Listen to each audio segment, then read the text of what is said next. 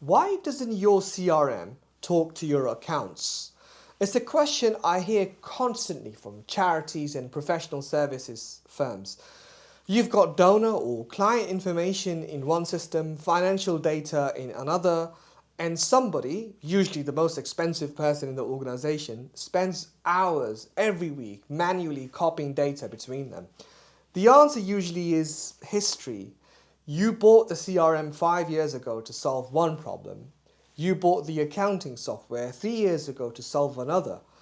Nobody was thinking about integration because each tool worked fine on its own. But now, you're paying the tax on disconnected systems. Every month, someone reconciles donation data with zero by hand, or every quarter, someone builds reports by exporting CSVs and hoping the formatting doesn't break. Every year, the auditor asks questions that take days to answer because the data lives in 3 different places. Here's the thing. These systems can talk to each other.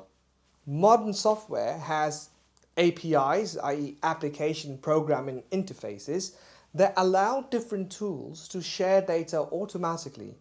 Your CRM can push contacts to your accounting software. Your payment processor can update both simultaneously.